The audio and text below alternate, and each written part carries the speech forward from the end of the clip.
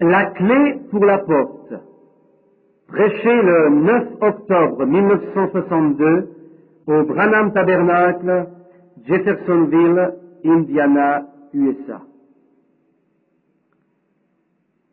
C'est un privilège d'être au tabernacle.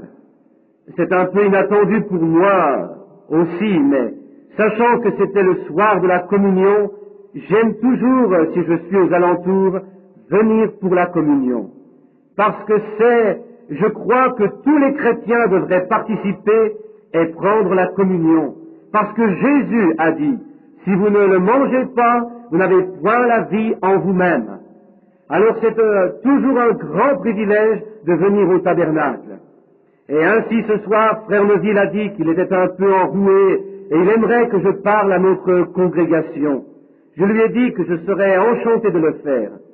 Je voudrais aussi annoncer que si demain soir c'est la réunion des hommes, des administrateurs, demain soir, les hommes d'affaires ici dans l'église, ils ont leur réunion régulière du lundi soir et nous avons une décision à prendre avec l'entrepreneur.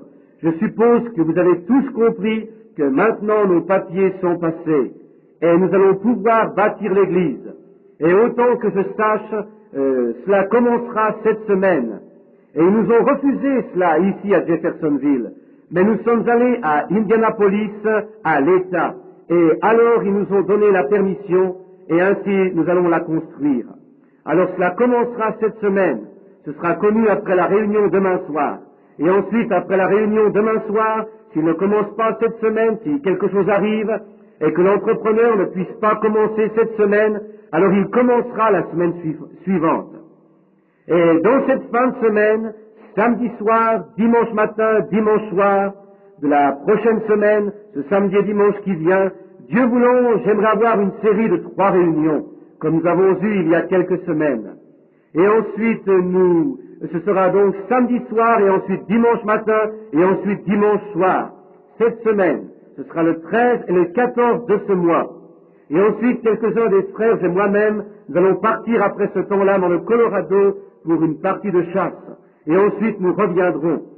Et si le tabernacle, lorsqu'il sera terminé, si c'est la volonté de Dieu, je veux prendre peut-être une semaine entière avant de quitter à nouveau dans les réunions extérieures pour avoir les 7 sceaux de l'Apocalypse.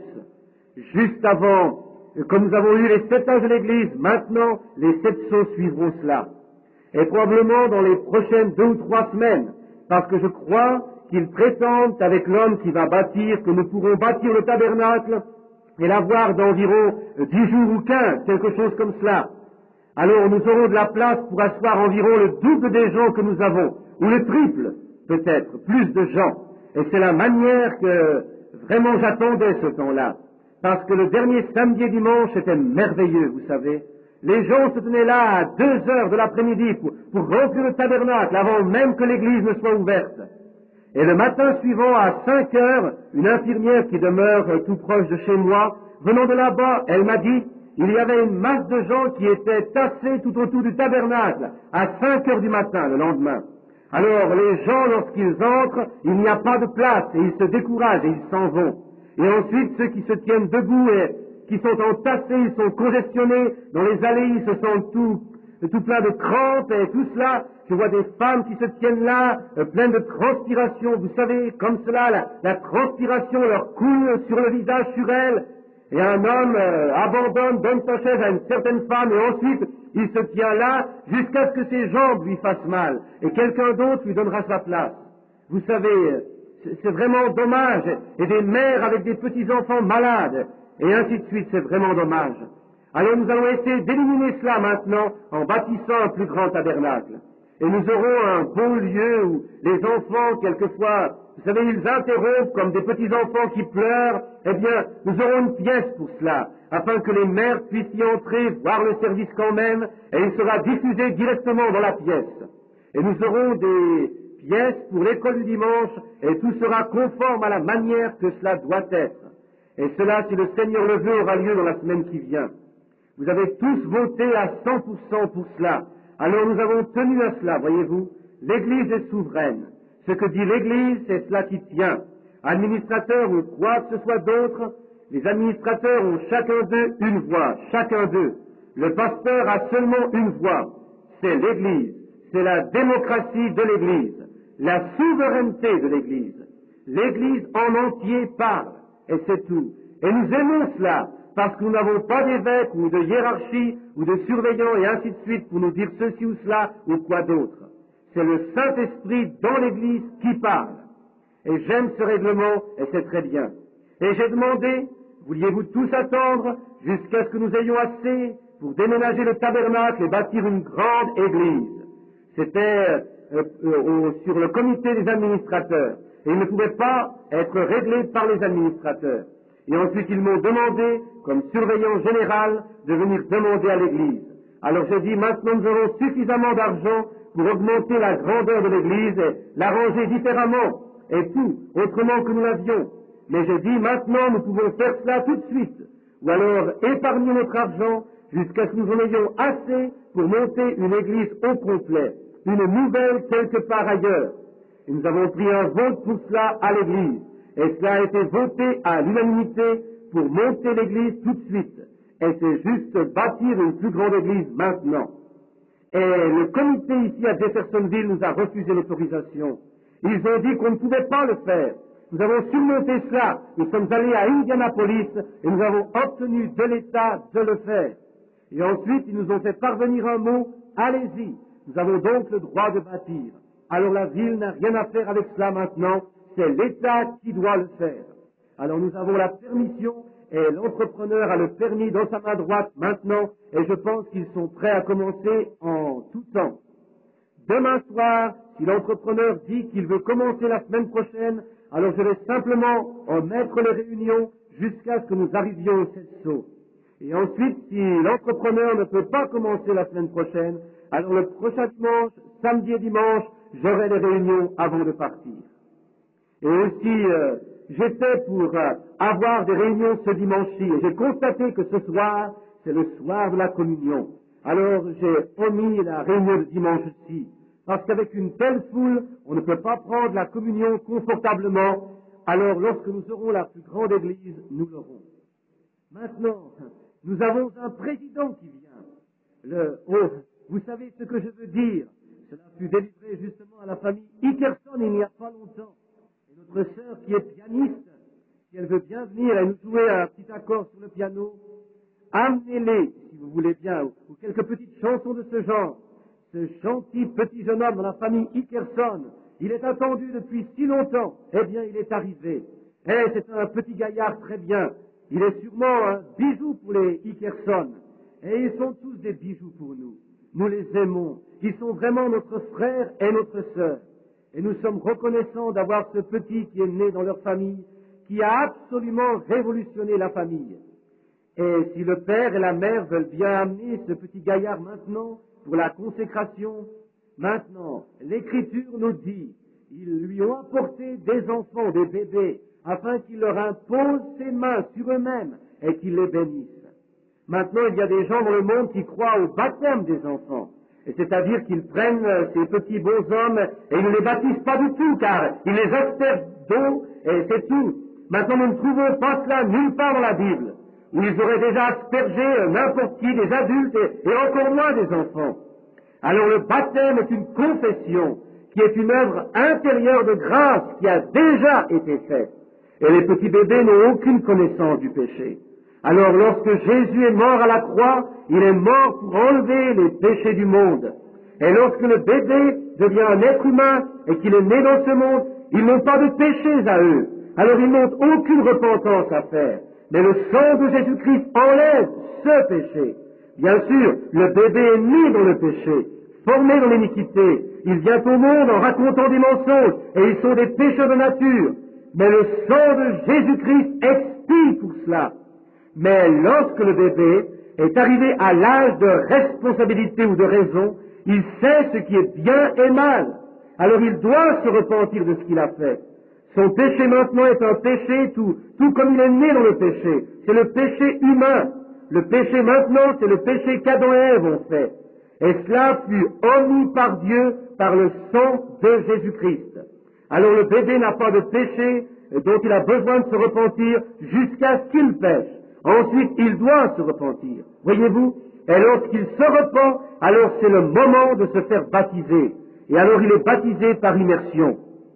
Jusqu'en ce temps, nous avons suivi les instructions de la Bible, qui est, ils ont apporté à Jésus des petits enfants afin qu'il leur impose les mains et les bénisse.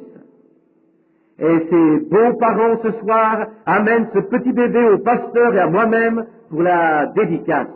Et ils sentent que de le placer dans les mains des représentants de Christ, ils le placent dans les mains de Christ.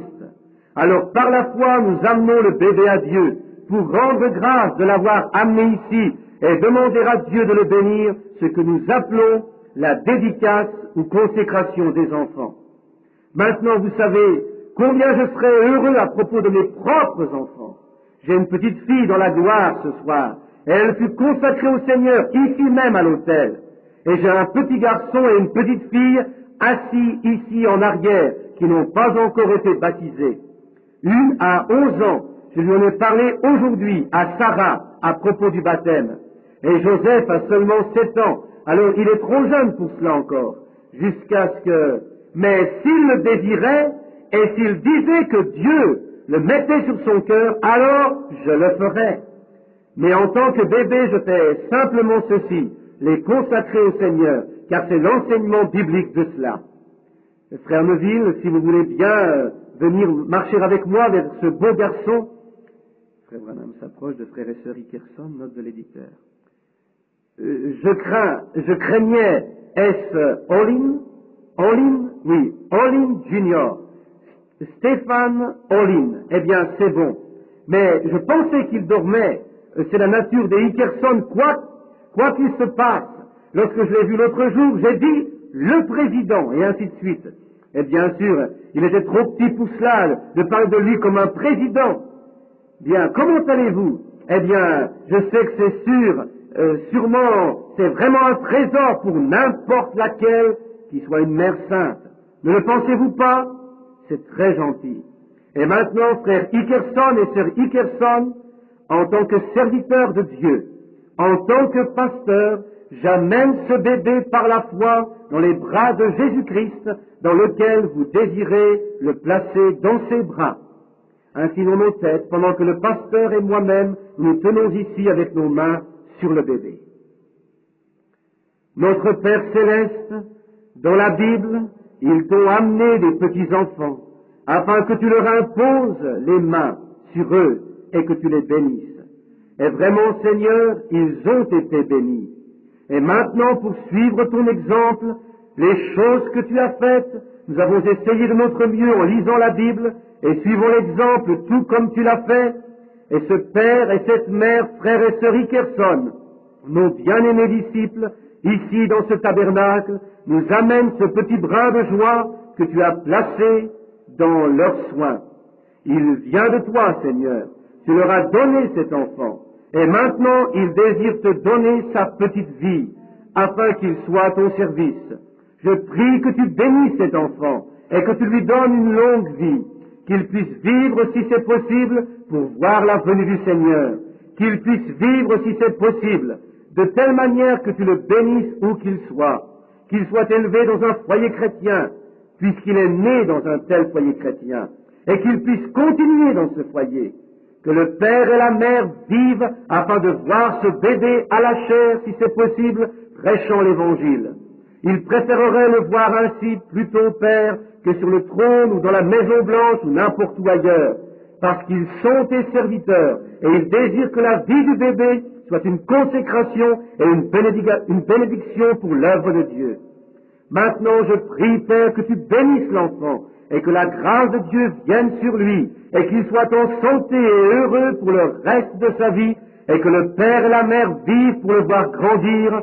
Nous te le demandons encore, bénis celui que nous bénissons en ton nom.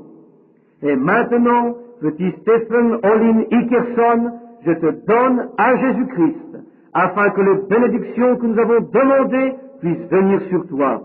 Sois en santé et fort, mon petit frère, et puisses-tu vivre pour glorifier Dieu. Au nom de Jésus-Christ, nous le demandons. Amen. Que Dieu vous bénisse. Nous ne serons jamais vieux, non, jamais vieux. Dans la terre où nous ne serons jamais vieux, non, jamais vieux, non, jamais vieux. Dans la terre où nous ne serons jamais vieux. N'est-ce pas que ce sera merveilleux?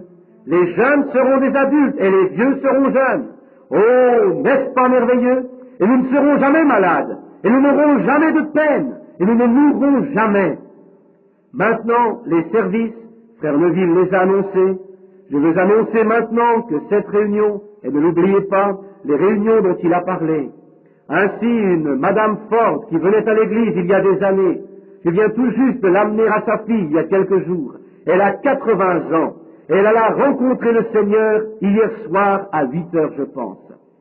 Et les services, le pasteur et moi, nous les ferons à Coutts, mercredi à 10h30, ce mercredi qui vient.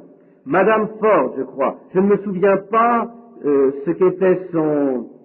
Lévy, Madame Lévy Ford, c'est la mère de Lloyd Ford, dont vous avez entendu parler dans mon livre. Vous savez, il devait me garder ce costume de scout et il ne me restait qu'une jambière. C'est la mère de ce garçon.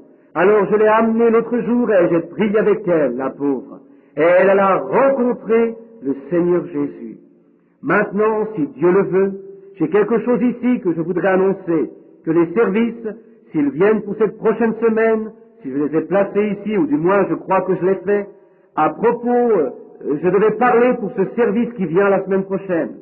Je pensais que je l'avais inscrit dans ce livre. Je ne sais pas si je l'ai fait ou non. Dieu voulant, samedi soir, je veux prêcher sur le sujet « Pourquoi l'influence d'un homme sur la vie d'un autre ?» Et dimanche matin, je veux prêcher sur « Coiffer la pyramide ». Et dimanche soir, je veux prêcher sur « Mon guide » pour ce dimanche soir qui vient. Maintenant que Dieu bénisse ces choses et me vienne en aide, parce que j'ai dû partir et j'ai juste un petit contexte pour les accorder. Maintenant ce soir, je veux me dépêcher et avoir quelque chose. En passant, j'ai une lettre qui vient d'arriver par le courrier, comme Billy la prenait il y a juste quelques moments, qu'il y a des frères qui sont au Michigan, et ceci vient de l'association ministérielle et qui a beaucoup de choses. C'est ce qui me donne beaucoup de scrupules dans les choses, voyez-vous. Ils prétendent ici que certains frères là-bas, qui disent que je les ai envoyés là-bas, et ils prêchent que les hommes devraient quitter leurs femmes et aller à la recherche de leur mari spirituel, et que je suis parfaitement infaillible, et qu'il n'y a rien, et les choses les plus affreuses que vous n'ayez jamais entendues. Et l'association ministérielle s'en est emparée, et ils m'écrivent une lettre à propos de cela, et que je les aurais envoyés là-bas, et cela cause beaucoup de confusion. Et quelques-uns ont prophétisé disant que cet homme devrait laisser cette femme et aller marier cette autre-là. Maintenant, cette Église sait que nous n'accepterons jamais de telles sottises que cela. Nous croyons en la Bible. Nous croyons que lorsqu'un homme prend une femme, c'est sa femme, et la mort seulement peut les séparer. Seulement cela. Nous ne croyons pas dans de telles sottises comme cela. Nous ne croyons pas en l'amour libre non plus. Nous ne croyons pas en ces choses. Nous croyons absolument dans la Bible, et seulement cela. Alors je vais juste la photocopier, copier cette lettre, et y donner ma réponse, et la placer dans les journaux, et cela devrait régler la chose. J'espère que ça le fera du moins, et que ce sera une réponse pour eux. Maintenant ce soir, juste avant d'ouvrir les Écritures, parlons encore à notre Seigneur. Notre Père céleste, nous approchons ton trône de miséricorde, au nom du Seigneur Jésus, ce grand être qui est descendu de la gloire pour nous dévoiler les richesses des trésors de Dieu. Comme nous te remercions pour ce glorieux Jésus, qui était la manifestation de Dieu, faite personnellement à nous, et par lui nous sommes rachetés de nos péchés, et nous sommes maintenant passés de la mort à la vie parce que nous croyons en lui. Car il est écrit de lui qu'il a dit, « Celui qui entend mes paroles et qui croit en celui qui m'a envoyé a la vie éternelle. Et il ne viendra point en jugement, mais il est passé de la mort à la vie. » Bénis tes paroles ce soir, Seigneur, et nous sommes ici pour prendre la communion dans quelques instants. Les chrétiens, les citoyens du royaume vont se réunir autour des autels, et là ils prendront ce que nous appelons la communion. cette petite portion de sacrement que tu nous as laissée pour nous montrer que tu es mort pour nos péchés et que tu es ressuscité le 3e jour et que tu vis à jamais, et de faire ceci jusqu'à ce que tu reviennes selon les Écritures comme nous sommes commandés. Sanctifie nos cœurs des mauvaises pensées et de tout ce que nous avons fait qui était contraire à ta grande volonté. Père, pardonne-nous et donne-nous de ta grâce ce soir. Brise pour nous maintenant le pain de vie dans la parole, comme nous la lisons et que nous en parlons. Au nom du Seigneur Jésus, nous le demandons. Amen. Maintenant, dans le livre de l'Apocalypse, commençons avec un seul verset, et je désire lire le verset 20, ou le premier verset du 20e chapitre. Et je vis un ange descendant du ciel, ayant la clé de l'abîme et une grande chaîne dans sa main. Maintenant, je désire parler, si c'est comme cela, si je dois appeler le texte comme ceci, ou prendre un contexte de ce texte pour les prochaines 20 ou 25 minutes, je voudrais appeler cela la clé pour la porte. Maintenant, je ne désire pas dire les clés, parce que les clés du royaume furent données à Pierre, mais je veux appeler ceci la clé pour la porte. Et immédiatement après ceci, je voudrais donner quelques commentaires sur la communion avant de la prendre ce soir. Maintenant, une clé. J'ai remarqué ici en lisant que cet ange descendit du ciel, ayant la clé dans sa main. Je crois que c'est Apocalypse 13 ou 19, nous trouvons encore un autre ange venant avec une clé. Et une clé, le but d'une clé, c'est de déverrouiller quelque chose qui était enfermé, ou c'est quelque chose qui devrait être enfermé, mais une clé est donnée dans ce but.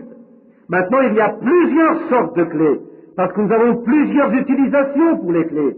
Il y a les clés pour les magasins, il y a les clés de votre propre maison, il y a les clés de votre automobile, et nous disons les clés, et ce sont des clés. Elles peuvent être copiées plusieurs fois. Ou pour la maison, on peut parfois faire ce que l'on appelle une clé crochet ou un rossignol. En d'autres mots, c'est une clé qui est faite de manière, avec certains leviers, qui agissent, qui tournent la serrure d'une certaine manière, et cela peut déverrouiller n'importe quelle porte quasiment. Et on appelle cela la clé rossignol. Cela a une monture de plusieurs clés, elle peut déverrouiller cela, nos maisons, même nos automobiles peuvent être déverrouillées ainsi. Et ensuite, il y a une clé ne peut pas déverrouiller la porte à moins qu'elle soit utilisée par une main. Il doit y avoir quelque chose pour utiliser la clé. La clé en elle-même ne peut pas s'utiliser elle-même. Il doit y avoir quelque chose pour dégager la clé. C'est comme ce micro dans lequel je parle. Ce micro est muet.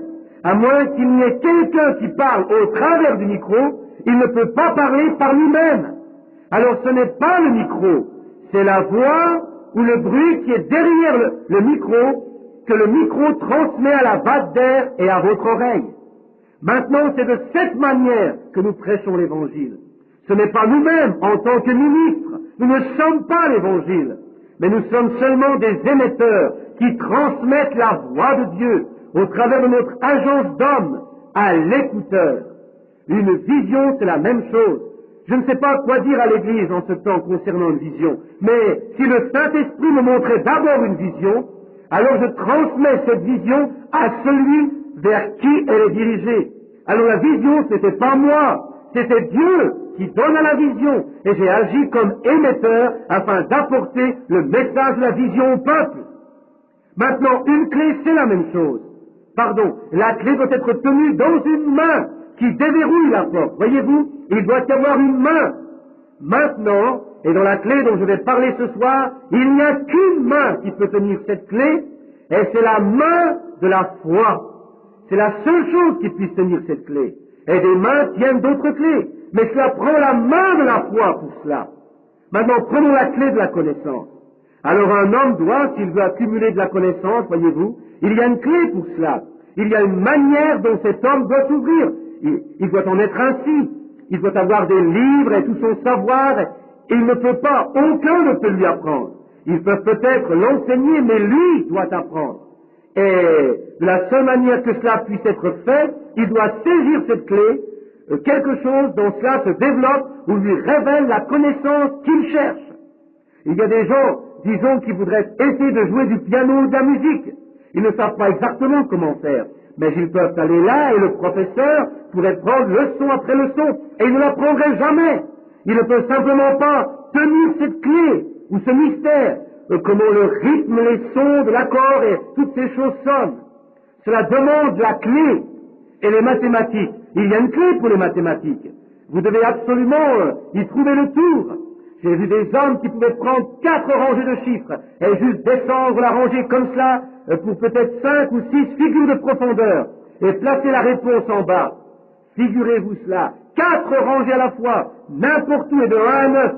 Eh bien, moi-même j'ai de la difficulté à me figurer une seule rangée, à moins d'avoir assez de doigts ou d'orteils pour compter, afin de me figurer une seule rangée. Je n'ai jamais pu trouver cette clé. Mais voyez-vous, il y en a qui ont tout simplement cette clé. Ils savent comment le faire. Et il y a une clé pour la connaissance. Un homme qui cherche la connaissance. Il y a une clé pour la science, les recherches scientifiques. Maintenant, ça, c'est une grande clé. Les gens recherchent cette clé.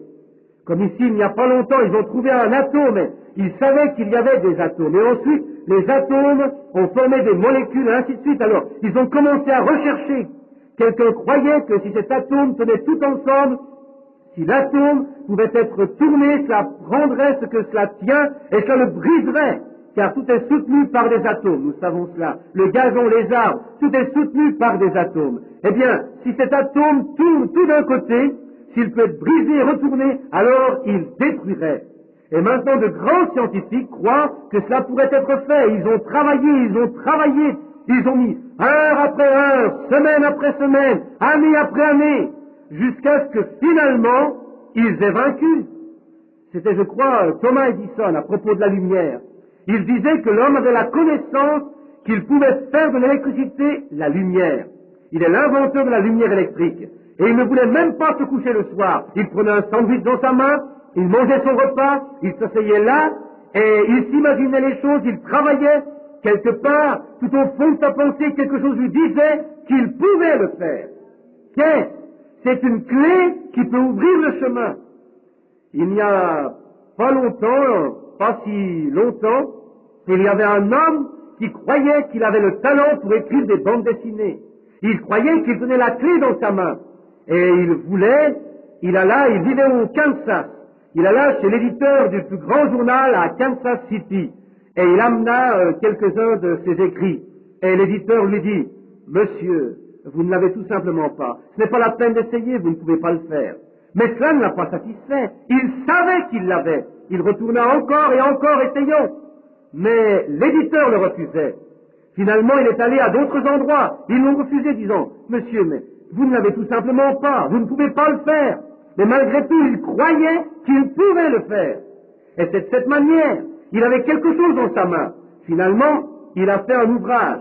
Cela consiste à écrire des petits manuscrits pour, je crois, l'éditorial ou quelque chose pour une église, une sorte de petite bande dessinée pour l'église.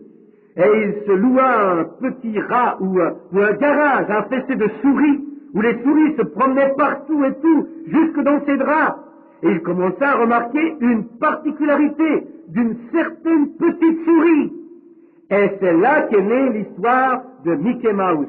Maintenant, il est multimillionnaire. Walt Disney. Pourquoi? Il avait quelque chose dans sa main. Il savait qu'il le tenait. Il savait qu'il pouvait le faire. Et c'est comme cela que chaque grand accomplissement est fait. Lorsque les hommes et les femmes ont quelque chose dans leurs mains, qu'ils savent qu'ils peuvent le faire. Lorsque la polio a frappé la nation, et nous sommes tous maintenant ordonnés de recevoir ce vaccin afin d'éliminer. Mais lorsque la polio a frappé, hier j'écoutais un docteur, alors que je voyageais sur la route, un docteur de Louisville.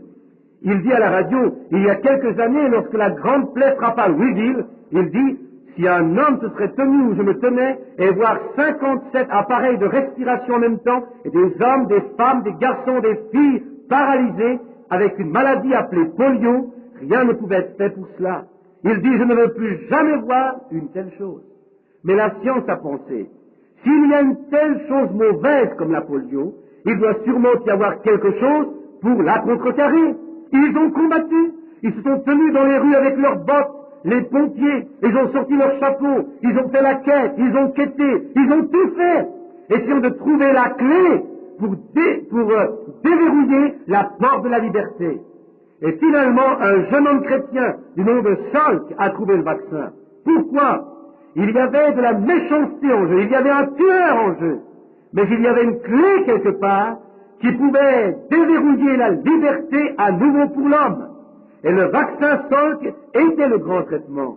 Oh, ce que la clé peut faire! Le vaccin put apporter. Maintenant, il élimine la polio avec ce vaccin parce que c'était un jamais fatigué, jamais se lasser. Et cette clé gisait quelque part. Il y avait quelque chose qui pourrait être inoculé contre cela. Et ils étaient déterminés de le trouver. Et s'il y a de telles méchancetés ou choses mauvaises, comme la polio, la diphtérie, la variole, la fièvre jaune, le tétanos, etc., ainsi de suite, que la science et ces choses mauvaises qu'ils ont pu combattre jour et nuit, jusqu'à ce qu'ils trouvent une possibilité d'inoculation de cela, parce que c'est vil, c'est un tueur. Et combien plus y a-t-il une clé pour le salut, pour un homme qui est dans la prison du péché? Il y a une clé pour cette porte, afin de libérer l'homme de cela. Et une clé habituellement, lorsqu'elle tourne dans la serrure, lorsque vous trouvez une clé, ça doit être un trésor, quelque chose qui en vaut la peine, sinon vous ne prendriez pas la peine de le verrouiller. Si cela ne vaut pas la peine de le verrouiller, alors laissez-le aller. Mais lorsque cela vaut la peine de le verrouiller, alors une clé est habituellement la note pour quelque chose, ou la manière d'entrer vers quelque chose qui en vaut la peine. La clé, c'est pour cela. Maintenant, elle déverrouillera quelque chose qui en vaut la peine. Maintenant, lisons Saint Jean, le 10e chapitre. Jésus dit, « Je suis la porte de la bergerie. Je suis la porte. » Pas une porte, la porte, la seule porte. Je suis le chemin, le seul chemin, la vérité et la vie, et personne ne vient au Père que par moi. Je suis la porte de la bergerie, et tout ce qui vient avant moi, ce sont des ennemis, des voleurs, des escrocs. Il est la porte de la bergerie, il est la porte du salut. Il n'y a pas d'autre nom donné sous le ciel par lequel vous deviez être sauvés, seulement le nom de Jésus-Christ. Pas d'église, pas de dénomination, pas de credo, pas de doctrine d'aucune sorte, seulement par le nom de Jésus. C'est la clé. Pas surprenant que Pierre pouvait en utiliser une le jour de la Pentecôte. Il voulait savoir comment entrer dans cette porte. Il utilisa la clé. Et il n'y a qu'une clé, parce qu'il n'y a qu'une porte. Je suis la porte. Et Pierre en avait la clé. Et il dit, repentez-vous, chacun de vous, et soyez baptisés au nom de Jésus-Christ pour la rémission de vos péchés, et vous recevrez les trésors de Dieu. C'est la clé pour la porte. Et Jésus est la porte. Il n'y a qu'une porte pour la guérison, et Jésus est cette porte. Il n'y a qu'une porte vers la paix. Oui, je vous donne ma paix. Vous pouvez accumuler assez d'argent pour vous acheter une maison. Vous pouvez épargner assez d'argent pour acheter des vêtements à vos enfants, avoir de la nourriture pour manger. Mais vous pouvez accumuler assez de popularité pour être populaire parmi les gens. Mais quand vous enlevez vos souliers le soir et que vous vous préparez à vous coucher, il n'y a qu'une chose qui puisse vous donner la paix. Et c'est, si vous savez que vous étiez en train de mourir ce soir-là, il n'y a qu'une paix. Et c'est Jésus qui est la paix. Il est notre paix. Il est notre guérison. Je suis le Seigneur ton Dieu et je guéris toutes tes maladies. Il est la porte du ciel et il n'y a pas d'autre porte ou d'autre chemin que par Jésus-Christ. Il est la porte du ciel. Et maintenant, Jésus est la porte de toutes ces choses et la foi est la clé qui déverrouille la porte. Maintenant, si Jésus est la porte de toutes ces promesses de Dieu, la foi dans son œuvre accomplie déverrouille chaque porte de chaque trésor qu'il y a au-dedans du royaume de Dieu. Le voyez-vous? La foi est la clé qui déverrouille chaque promesse qu'il a faite. La clé de la foi, c'est cela. La foi dans son œuvre accomplie. Ce sont ces clés desquelles nous parlons. Maintenant, dans Hébreux, le 11e chapitre, j'en ai une grande lignée écrite ici de ces héros de la foi. C'était la clé de la porte qui arrêta la bouche des lions. C'était la clé de la foi qui déverrouilla les maisons de prison. C'était la foi, la clé de la foi qui a éteint la violence du feu, qui fit les pieds chapés au tranchant de l'épée, qui ramena des morts à la vie à nouveau. C'était la foi, la clé de la foi dans le Dieu vivant. Cette main, cet homme, cette femme, qui peut prendre cette clé de la foi, qui peut déverrouiller chaque promesse de Dieu.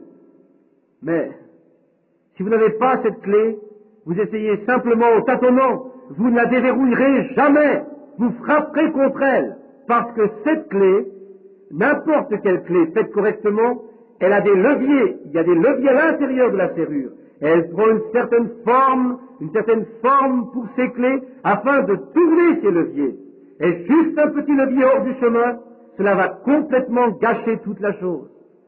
Donc je crois au plein évangile, chaque parole de Dieu. Cela fait relâcher la puissance de Dieu. Cela fait tourner ses bénédictions vers le peuple. C'est la clé de la porte qui déverrouille cela. Oh, ces grands héros, ces prophètes, ces grands hommes de la Bible qui avaient cette clé. C'est la raison pour laquelle ils pouvaient arrêter la gueule des lions, éteindre la violence du feu, échapper aux tranchants de l'épée, ramener des morts à la vie et faire toutes sortes de miracles. C'est parce qu'ils tenaient cette clé. Ils savaient qu'elle marchait parce que c'était une clé née des Écritures. Maintenant, si je ne fais que tâtonner avec une clé dénominationnelle, je ne sais pas ce qu'elle va faire. S'ils disent, mon Église dit que c'est ceci, et je ne sais pas à propos de cela. Mais quand la Bible l'enseigne, et que je tiens la clé de la foi dans mes mains, ou dans mon cœur, qui dit, c'est la parole de Dieu, cela éteindra la violence du feu. Cela déverrouillera la guérison pour les malades. Cela déverrouillera le salut pour les perdus. Je dois venir à la porte. Tout est en son nom. Quoi que vous fassiez en parole ou en œuvre, faites tout au nom de Jésus. Sachant que la clé que vous avez, c'est la foi. Parce que c'est une clé faite par les Écritures. Maintenant, si c'est une clé de credo, une clé dénominationnelle, je ne sais pas ce qu'elle fera. Mais, si c'est une clé scripturaire, elle déverrouillera parce que Dieu l'a dit. Maintenant, pas surprenant qu'ils ont pu arrêter la violence du feu et ainsi de suite. Ils avaient la clé.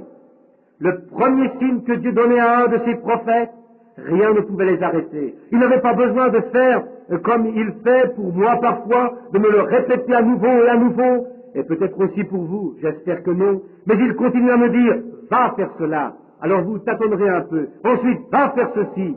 Et retournez, va le faire à nouveau. Tu ne l'as pas fait correctement. Juste un petit hochement.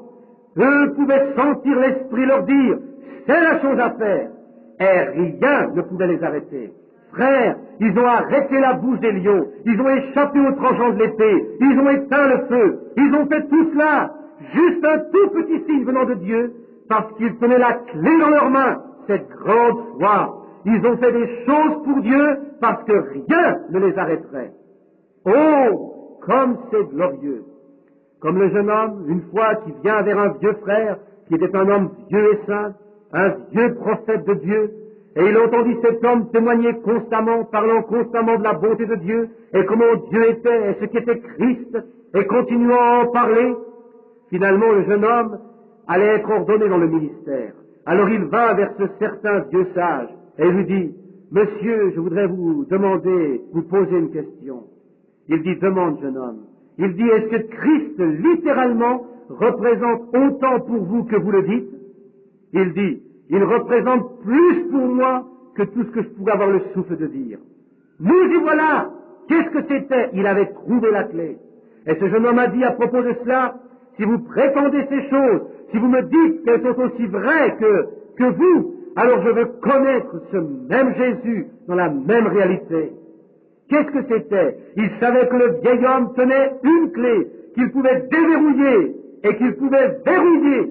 Vous savez, une clé qui verrouille, elle déverrouille aussi. Voyez-vous? Vous pouvez délier ou lier, c'est vrai. La même clé qui verrouille, elle déverrouille. La clé qui déverrouille, elle peut verrouiller. C'est exactement vrai, voyez-vous? Parce qu'elle travaille de deux manières.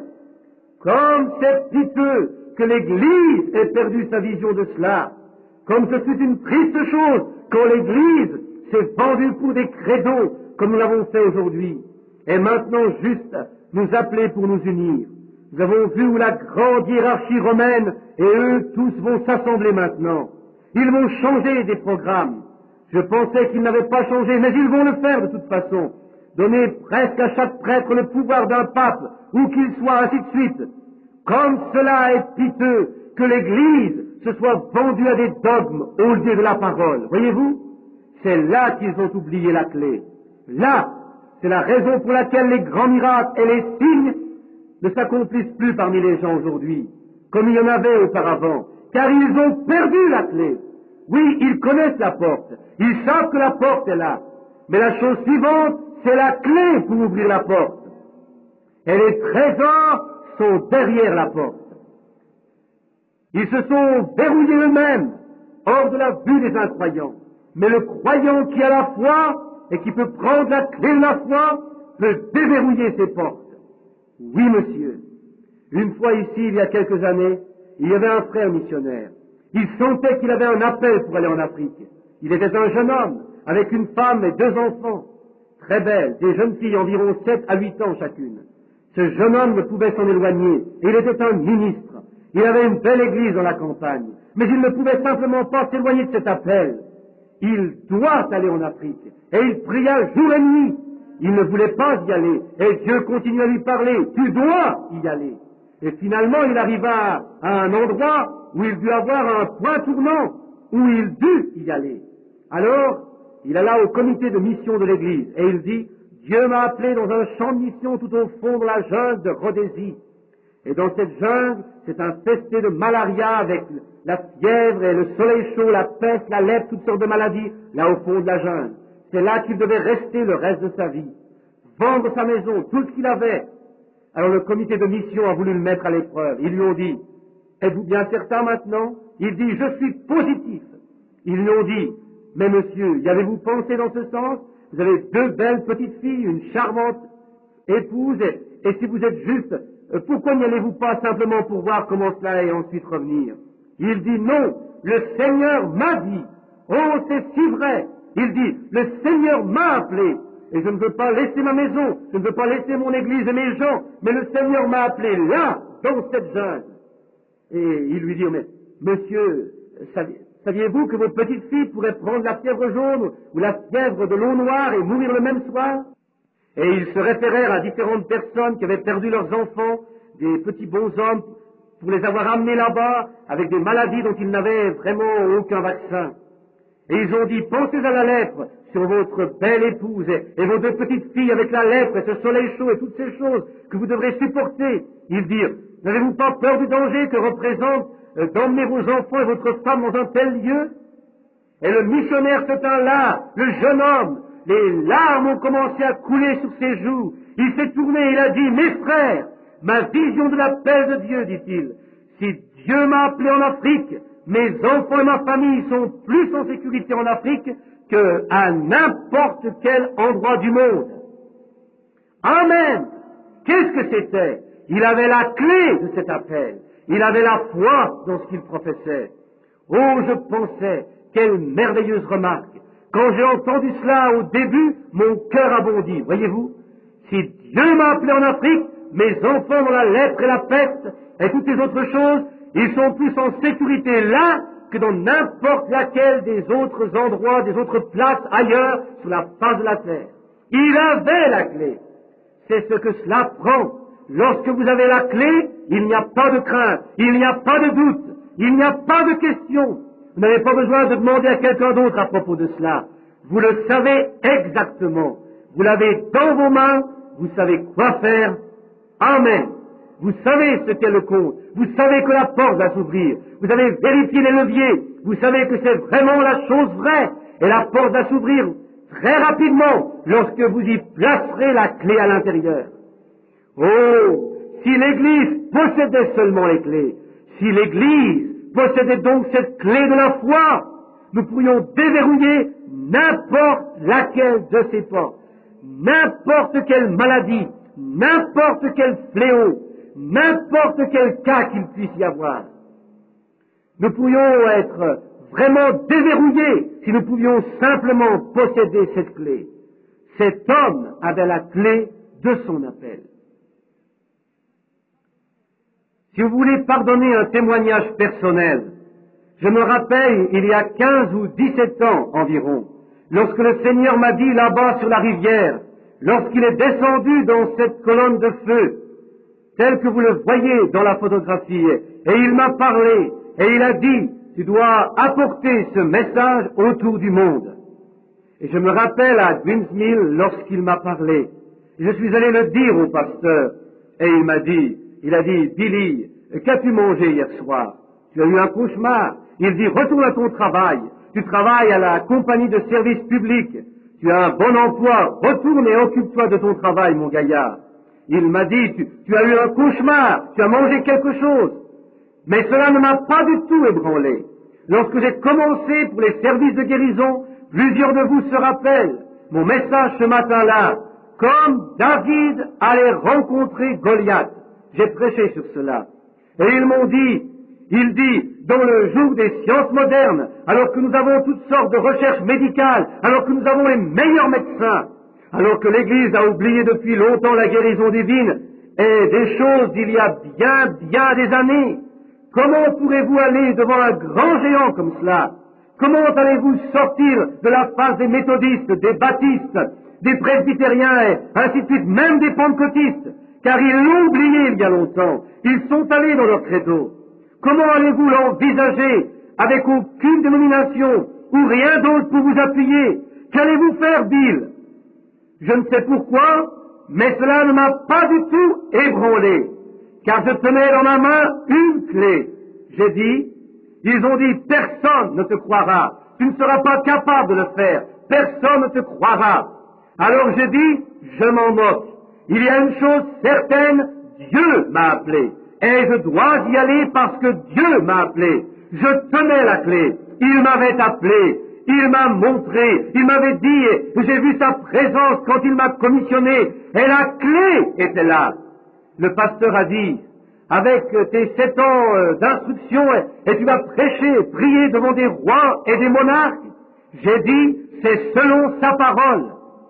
Environ à peu près en ce temps-là, l'an dernier, ou une semaine ou deux auparavant, quand j'étais venu à l'église ici et que je vous ai dit que le Seigneur Dieu m'avait donné une vision pour m'en aller, pour partir dans un voyage de chasse, et je devais trouver un certain animal qui devait avoir des cornes de 42 pouces de long, et en route de retour pour prendre cet animal, exactement dans quelle position il serait sur le chemin du retour, je devais tuer un ours grizzly avec une tête argentée. Et je suis allé dans cette certaine section là-bas. J'ai parlé à l'homme et il a dit, je ne connais aucun animal qui ressemble à cela. Et en ce qui concerne un ours grizzly, je n'en ai jamais vu ici. J'ai dit, mais il doit être ici, quelque part. Alors il dit, nous nous en allons même jusque, mais ici ce n'est pas encore le territoire des ours. Nous allons vers les brebis là-haut, au-dessus du train de bois. Eh bien, je suis allé avec lui. Et le deuxième jour, à l'endroit même exactement où le Seigneur avait dit, l'animal était là. Alors, lorsque je suis allé chercher l'animal, lorsque nous enlevions la peau et les cornes et tout le reste, il dit, je vais vous demander quelque chose. Vous m'avez dit, il y a 3 jours, lorsque nous avons quitté le camp, qu'après avoir tiré cette certaine bête, que sur le chemin du retour, vous deviez tuer un ours grizzly à tête argentée. J'ai dit, c'est ainsi dit le Seigneur. Il dit, je ne doute pas. Il dit, parce que mon frère était un épileptique, et vous ne l'aviez jamais vu de votre vie, lorsque vous étiez ici dans ce temps-là, et vous m'avez dit que ce garçon serait guéri lorsque je ferais une certaine chose, et il le fut. Il dit, maintenant, mes frères Branham, je vais vous demander, il me dit, je puis voir tout le long de cette montagne, jusque là où se trouve le train de bois, les chevaux se tiennent là, et il n'y a rien là. Il n'y a même pas un brin d'herbe, il n'y a pas une roche, il n'y a rien. De la mousse de caribou, qui est d'environ 2 pouces de hauteur, au-delà du train de bois, pour 1 mille au-dessus du train de bois. Il dit, alors où sera l'ours?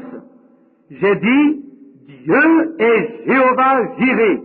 S'il m'a dit qu'il y aurait un ours là, il y en aura un là. Et nous descendîmes la montagne.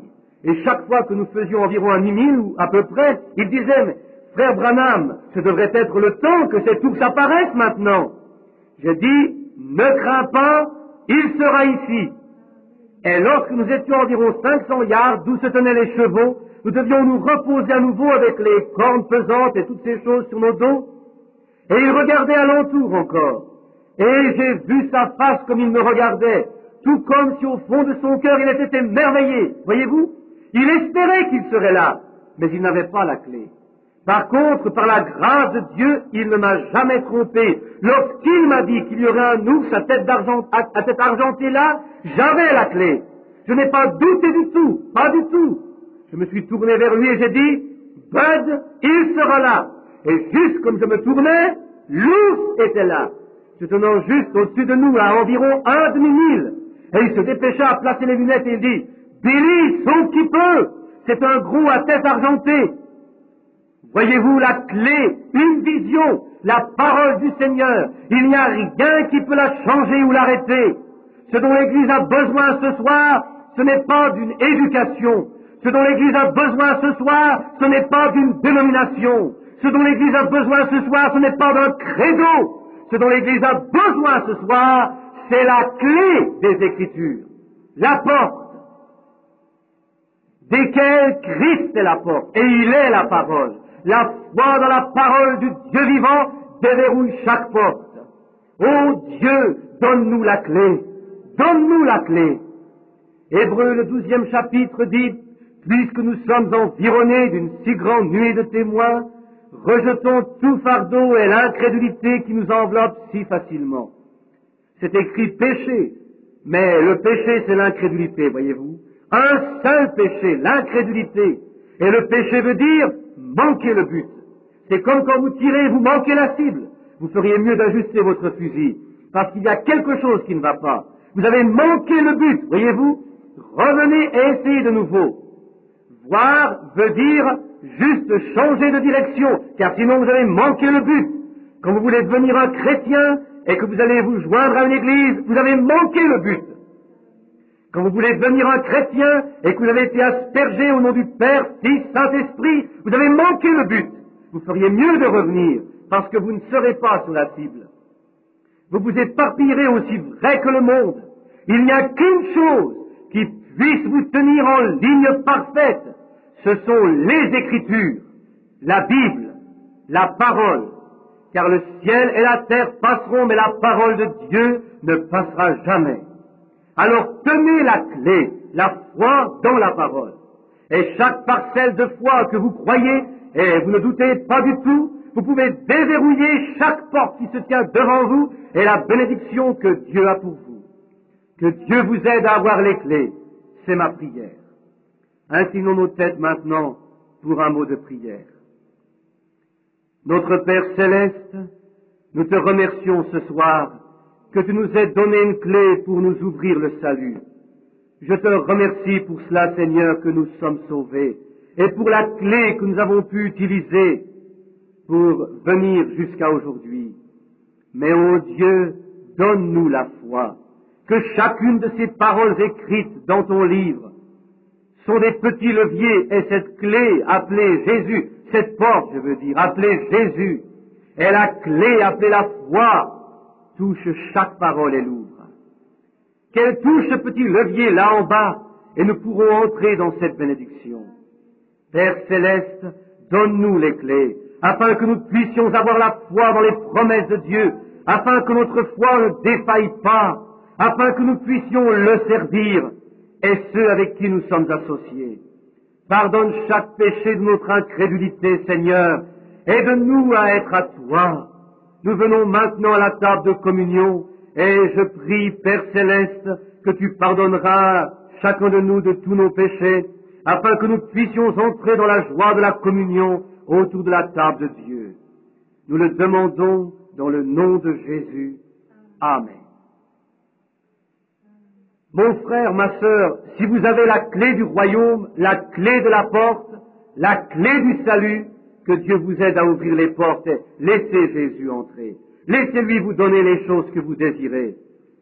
Maintenant, juste un moment, avant de commencer à lire ce qui concerne la communion, je veux dire quelque chose parce que c'est sur la communion. Et lorsque nous venons à cet autel, il n'y a qu'une seule manière pour y venir. et c'est si nous tenons la clé de la foi dans nos mains, ce qui nous laisse savoir que nos péchés nous sont pardonnés. Et si nous n'avons pas cette clé pour ouvrir cette porte, que nos péchés sont pardonnés, nous n'avons rien à faire à la table du Seigneur. Parce que celui qui mange et boit indignement, boit et mange un jugement contre lui-même, ne discernant pas le corps du Seigneur. Maintenant, cela est vrai. Je suppose que nous savons tous qu'aujourd'hui est le jour de communion nationale ici. Aujourd'hui, c'est le jour où toutes les églises du pays prennent la communion. Et c'est la journée nationale de la communion partout dans la nation. Et je pensais que ce serait approprié de dire un mot ou deux sur la communion avant de la prendre, pendant que le pasteur, s'il le veut, en préparant les Écritures, puisse être prêt à la lecture de l'ordre de la table de communion. Maintenant, cette communion, je vais prendre juste environ 10 minutes. Cette communion que nous nous préparons à prendre a été la plus grande dispute de n'importe quelle doctrine de la Bible. C'était l'une de leurs premières disputes dans l'Église ancienne. Et aujourd'hui, les protestants, les épiscopaliens, les méthodistes et plusieurs des églises protestantes accepteront aimablement la doctrine catholique romaine, s'ils pouvaient se mettre d'accord sur cette petite question de la communion. Mais ils seraient d'accord que le prêtre soit marié et soit ministre. L'Église catholique a été d'accord avec cela plusieurs fois dans leurs conférences et leurs réunions. Ils sont d'accord. Ils seront d'accord avec différentes prières, ainsi de suite. L'Église protestante est d'accord avec cela. Et les catéchismes, et ainsi de suite, et le petit autel ici et là. L'Église catholique est prête à le faire. Mais lorsque cela arrive à la communion, c'est là qu'ils ont tombé. N'importe qui a déjà lu l'histoire sait cela. Mais bien sûr, à ma manière de penser, ils auraient beaucoup de choses dont ils devraient s'éloigner, avant même que je ne puisse l'accepter, voyez-vous, parce que ce n'est pas la Bible. Mais je veux dire une chose à l'Église catholique. Pensez-vous que l'Église catholique était au début l'Église apostolique de la Pentecôte? Certainement qu'elle l'a été. C'était le premier début de l'Église. Et vous voyez où ils en sont maintenant. Ils continuèrent à enlever de la parole et à injecter des dogmes. Et si l'Église pentecôtiste existerait un autre siècle, elle serait plus éloignée de la Bible que l'Église catholique ne l'est aujourd'hui de la manière qu'elle marche maintenant. Cela a pris à l'Église catholique environ quelques centaines d'années pour s'en éloigner. 300 ans de l'Église très primitive jusqu'à l'organisation de l'Église catholique romaine à laquelle ils se joignent. Et ils ont attrapé, ils ont pris de grands dignitaires et ces choses, ils ont coupé ceci, ils ont enlevé cela, ils ont enlevé ceci, ils ont mis cela, ils ont enlevé les idoles païennes et ils ont monté des statues chrétiennes et ainsi de suite. Et ils ont fait des compromis jusqu'à ce qu'ils arrivent à ce qu'ils ont aujourd'hui, l'Église catholique romaine. Mais l'Église protestante pentecôtiste des 50 dernières années depuis qu'elle existe, d'où elle est tombée, d'où elle a commencé, elle sera en pire état que l'Église catholique dans 100 ans d'ici, c'est vrai. Oh, c'est quelque chose de terrible à dire, mais regardez d'où ils sont tombés. Ils sont allés directement dans l'organisation. Ils ont aussitôt commencé à faire des compromis sur ceci, sur cela, et sur toute autre chose. Et les voilà partis, voyez-vous, retournant en arrière. Mais la communion est appelée le souper du Seigneur. Maintenant, beaucoup de gens veulent le prendre le matin. Cela n'est pas dit du tout dans la Bible. Il n'est pas dit que c'était son déjeuner. Et comment ces gens aujourd'hui, comment peuvent-ils encore dire le souper du Seigneur? Ils ne le font pas.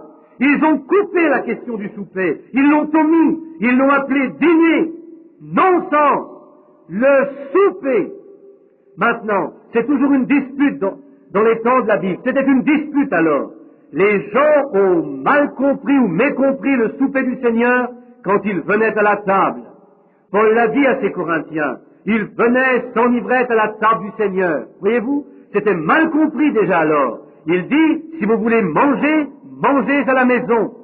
Et une autre chose qui était mal comprise, c'était que les pécheurs, un homme vivant dans le péché, venait prendre la communion.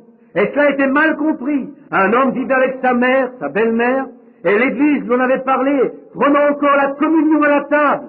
Et il y avait des divisions parmi eux, et ils prenaient quand même la communion. Il dit, je comprends que vous marchez comme le reste des païens, et il y a des frictions parmi vous, comme il y en a spécialement dans la maison de Céphas, et ainsi de suite.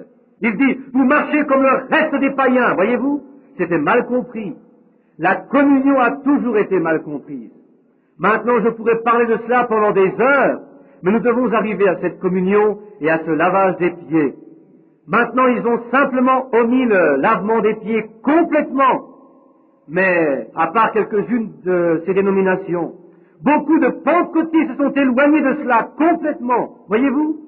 Et c'est encore dans la Bible exactement de la manière que c'était écrit, voyez-vous? Maintenant, Rome n'appelle pas cela la communion, ils appellent cela une messe. C'est une sainte messe. Ils ne prennent pas la communion, ils prennent une messe. C'est une messe. Et une messe, certains prennent la vraie signification de communion. Une messe veut dire espérer. Ils prennent une messe espérant qu'en faisant cela, c'est la messe, que Dieu les pardonnera de leurs péchés en prenant le corps littéral de Christ, que le prêtre change en corps et sang de Christ, prenant cela, espérant que Dieu en mettra leurs péchés en faisant ceci. C'est une messe. Les protestants appellent cela la communion. La communion veut dire action de grâce. Que les protestants, le catholique prend une messe, dont la messe espérant que Dieu leur pardonnera de leur méchanceté. Les protestants le prennent avec action de grâce à cause de ce qui a déjà été fait. Les catholiques espèrent que c'est fait. Les protestants disent que c'est déjà fait. Les catholiques se demandent si leurs péchés sont pardonnés, mais les protestants confessent qu'ils sont pardonnés et qu'il est libre. Et une communion, c'est communier avec Dieu. Et ces espèces que nous prenons, pas en espérance que nos péchés sont pardonnés, mais qu'ils sont déjà pardonnés. Parce que c'est de l'espérance, et l'autre, c'est de la foi. Un espère qu'il a raison, et l'autre sait qu'il a raison. Voyez-vous? L'autre, un espère parce qu'il ne sait pas où il se tient, l'autre sait qu'il a raison parce qu'il sait ce que Dieu a dit. C'est cela, c'est la différence. Alors lorsque vous espérez seulement, soyez prudents. Mais lorsque vous savez, alors vous allez de l'avant. Voyez-vous? Alors vous êtes en communion avec Dieu. Le protestant, il dit qu'il est pardonné, et il le sait. Le catholique à la messe, il espère qu'il sera pardonné. C'est tout à fait comme ceci. L'un est un mendiant, espérant que tout est correct, vous voyez, et l'autre est un mendiant, remerciant pour ce qui a déjà été fait. Ils sont tous les deux des mendiants, mais un mendie espérant qu'il l'aura, et l'autre mendiant sait qu'il l'a, et il le remercie de lui avoir donné. Maintenant, voilà la différence. C'est la communion, oui monsieur. Un espère qu'il est pardonné, l'autre sait qu'il est pardonné. Et remercions Dieu pour cela. Alors la communion est pour les chrétiens qui sont nés de nouveau de l'Esprit de Dieu. Et né de nouveau ne veut pas dire nécessairement que vous ayez le Saint-Esprit. Maintenant, rappelez-vous, maintenant plusieurs enseignent cela. Je ne connais personne qui l'enseigne comme ceci, comme disait frère Hagan Braïs l'autre soir de la chaire ici. Mais la nouvelle naissance n'est pas le baptême du Saint-Esprit. L'Écriture ne supporte pas cela. Je ne le pense pas, voyez, à ma manière de le voir. Je crois que vous êtes nés de nouveau, et c'est la raison pour laquelle j'emploie le baptême dans le nom de Jésus-Christ, mais pas pour la régénération. Maintenant, les pentecôtistes, l'Église unie de la Pentecôte, baptise au nom de Jésus-Christ pour la régénération. Je ne crois pas cela, et ils peuvent le faire s'ils le veulent. Mais je crois que Pierre a dit, repentez-vous, premièrement. L'eau ne remet pas les péchés. L'Église de Christ prêche cela de cette manière. Mais je crois que la repentance, le saint regret, se repentir veut dire changer de direction, retourner en arrière. Vous avez manqué le but, recommencez à nouveau. Faites cela premièrement. Et votre baptême dans l'eau est seulement une profession extérieure de quelque chose qui a été fait à l'intérieur de vous, que vous avez accepté Christ comme votre sauveur. Je crois que c'est juste l'Église ici ce soir, pour autant que je le sache, je ne suis pas ici assez longtemps pour savoir qui vient ou ne vient pas, mais j'ai eu une petite critique ici il n'y a pas longtemps, parce que j'ai baptisé un homme ici dans le baptistère, un vieillard, et je suis allé à lui, il était un bon vieil homme. J'ai eu le privilège de conduire toute sa famille à Christ. tous ces chrétiens. Et ce vieil homme était un bon vieux, et je l'aimais. Alors je suis allé vers lui et je lui ai dit, Papa, pourquoi ne devenez-vous pas chrétien? Et il m'aime. Il dit, Frère Branham, je deviendrai chrétien quand je pourrai devenir assez bon. J'ai dit, je vais vous dire quoi faire, papa. Regardez autour jusqu'à ce que vous trouviez l'endroit où vous pouvez être assez bon. Et ensuite, dites-moi où est cet endroit, parce que je veux y aller aussi. J'ai dit, Christ n'est jamais venu sauver un homme bon. Quand vous pensez que vous êtes bon, alors il n'est pas venu pour vous sauver. Il est venu sauver ceux qu'il sait qui sont méchants. Voyez-vous? Christ est mort pour sauver les pécheurs. Voyez-vous? Et j'ai dit, Papa, il y a juste une mine, juste ici. Il dit, eh bien, je fume des cigarettes. J'ai dit, je ne vais même pas en parler. Il dit, j'ai essayé de les abandonner, frère Branham. Il dit, eh bien, lorsque je pourrai, j'ai dit, je ne dis plus rien à propos de cela. Laissez-les aller, je vais vous poser une question. Il dit, très bien, qu'est-ce? J'ai dit, croyez-vous qu'il y a un Dieu? Il dit, certainement, je le crois. Je crois cela aussi fort que vous le croyez, je le pense, frère Branham. J'ai dit, croyez-vous que ce même Dieu a traversé sa peine et fut fait chair et habita parmi nous dans la personne de Jésus-Christ afin de sauver l'homme? Il dit, oui, je crois cela. Il est mort pour sauver les pécheurs comme vous et comme moi, voyez-vous? Oui, je crois cela. J'ai dit, c'est comme ceci. Nous sommes tous dans un bâtiment ici, et nous sommes en prison. Et je ne peux pas me tenir dans ce coin-ci et dire, cela m'aidera à sortir de la prison. Je me tiens dans ce coin, je dis, cela m'aidera à sortir de la prison. Nous sommes tous dans le même piège. Et chaque homme qui est né dans le monde est né dans le péché, conçu dans l'iniquité. Il est venu au monde en racontant des mensonges. Il est un renégat pour commencer. Et quelqu'un m'a demandé l'autre jour, il dit, Frère Branham, y aurait-il une différence entre Adam et Ève et leurs enfants aujourd'hui s'ils étaient tous nus, marchant dans le... Est-ce que leur corps serait pareil? J'ai dit, non, monsieur.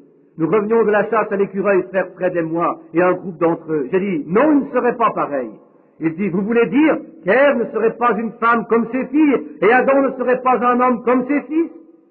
J'ai dit, à bien des points de vue, mais pas au point de vue physique.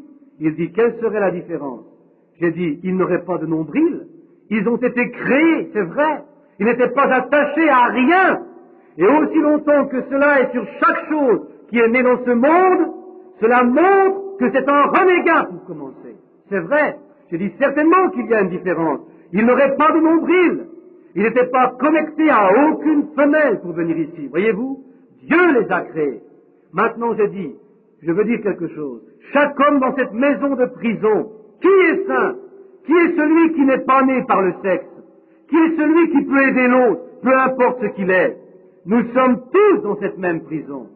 Mais Dieu s'est fait une de ses créations et il est venu au-delà du sexe, au travers du sang sacré qu'il s'est créé lui-même et au travers de ce sang, il nous a rachetés. J'ai dit, croyez-vous cela, papa? Il dit, je crois cela. J'ai dit, Christ est mort pour des mauvais hommes comme vous. Maintenant, il n'y a qu'une manière de le faire. Il n'y a rien que vous puissiez faire. Il vous l'offre. Vous ne pouvez pas le mériter. Il n'y a rien que vous puissiez faire pour l'acquérir. Il vous le donne simplement. Voulez-vous accepter ce qu'il a fait pour vous sauver de l'enfer? Il a dit, je vais faire cela. Il a dit, mais si seulement je pouvais me débarrasser de ces cigarettes. J'ai dit, les cigarettes prendront soin d'elles-mêmes. Vous allez seulement... Présentement, je ne suis pas un légaliste. Je crois en la grâce. Et tout ce que le Père m'a donné viendra à moi. J'ai dit, si vous croyez cela de tout votre cœur, il dit, avec tout mon cœur, je le crois. Alors l'acceptez-vous sur cette base que vous n'êtes pas digne de cela, mais il est celui qui est digne? Ne vous regardez pas vous-même, regardez-le lui, car vous ne pouvez rien faire pour vous-même. Regardez celui qui a fait quelque chose pour vous. Qu'en est-il de lui? Oh, dit-il, il est digne. J'ai dit, c'est cela, alors acceptez ce qu'il vous donne. Il dit, je l'accepte. Et je l'ai baptisé au nom de Jésus-Christ. Et à peine sorti d'ici, le voilà allumant une cigarette. Il y a quelques semaines, j'étais à sa maison. J'ai eu une vision un soir d'un arbre vert qui se faisait couper, était tourné à l'envers. J'ai vu des planches clouées dessus. Juste à côté de la dernière place, c'était une planche considérable. Et au-dessous de cette planche, tout près vers le bas, courant comme ceci, l'arbre brisa juste là. Et une voix m'a dit, cela aurait dû être toi, ou cela aurait été toi. Et Papa Cox est tombé, et il a fracassé son dos ici. Alors le lendemain matin, ils lui ont apporté ses cigarettes quand il était là au lit. Le désir l'avait laissé. Cela fait des semaines, il n'en a plus goûté une seule, il n'en veut même pas une ou rien d'autre, voyez-vous? Et je l'ai vu, autrefois alors que ses mains étaient brunies partout, il y a quelques semaines avec les cigarettes, et maintenant, il ne peut même pas en supporter une autour de lui. Mettez les premières choses en premier. N'essayez pas de devenir bon. Vous êtes méchant pour commencer. Il n'y a rien que vous puissiez faire. Il y a une ligne de séparation, et tous les êtres humains sont de ce côté-là. Maintenant, lorsque je suis né dans ce monde, c'était au travers d'une vie conjugale sainte entre mon père et ma mère. Et en son sein était un œuf, et dans les glands de mon père était une cellule de sang.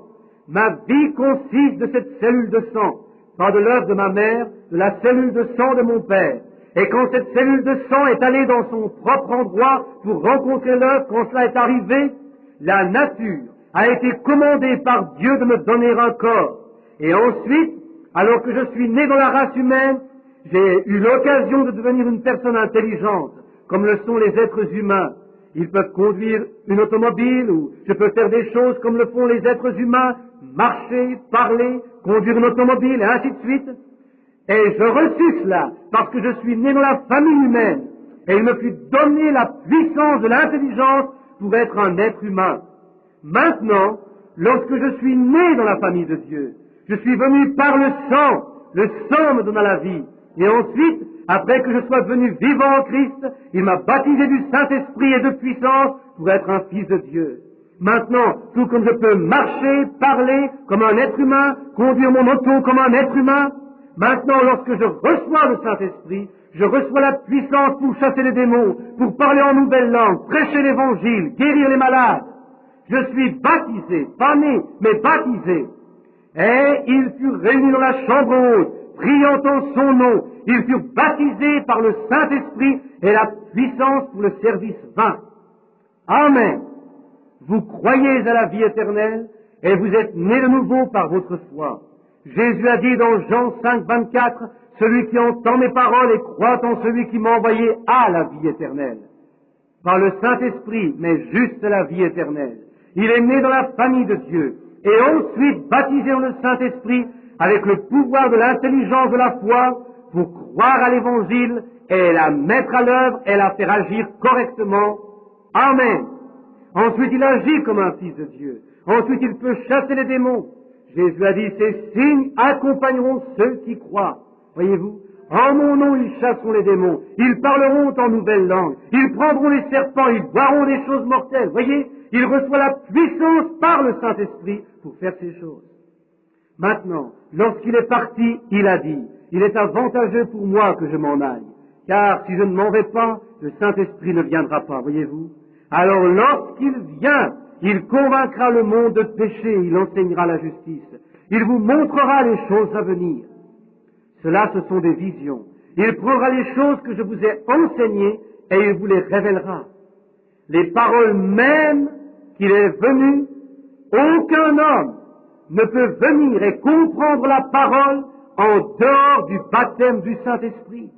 Et lorsqu'un homme dit qu'il a le Saint-Esprit et doute que la parole est vraie, il y a quelque chose de faux. Paul était un critique du Nouveau Testament. Le Nouveau Testament n'était pas écrit. Paul était un critique du christianisme, Saul. Et lorsqu'il reçut le Saint-Esprit, il est allé 3 ans en Asie et il étudia les Écritures parce qu'il avait été enseigné sous Gamaliel, un grand enseignant. Alors lorsqu'il est revenu, et 14 ans plus tard, il est allé rencontrer Pierre à Jérusalem, il découvrit qu'ils avaient fait prêcher, qu'ils étaient parole par parole, le même évangile, le même Dieu qui avait fait prêcher Pierre le jour de la Pentecôte, et qui leur avait dit de se repentir et d'être baptisés dans le nom de Jésus-Christ. Ce même Saint-Esprit le révéla à Paul. Et il leur dit dans Acte 19, après qu'il avait déjà été baptisé une fois par Jean, il dit, vous devez être baptisés de nouveau au nom de Jésus-Christ. Voyez-vous? Voyez-vous, le Saint-Esprit demeure droitement avec les Écritures. C'est la foi en cela qui déverrouille chaque mystère. Amen. La Bible dit dans 1 Jean 5, 7, il y en a 3 qui rendent témoignage au ciel. Le Père, la parole, qui est Christ, et le Saint-Esprit. Et ces 3 sont un. Et il y en a 3 qui rendent témoignage sur la terre. L'eau, le sang, l'Esprit. Ces 3 ne sont pas un, mais ils sont d'accord en un. Maintenant, vous ne pouvez pas avoir le Père sans avoir le Fils. Vous ne pouvez pas avoir le Fils sans avoir le Saint-Esprit, car ils sont un.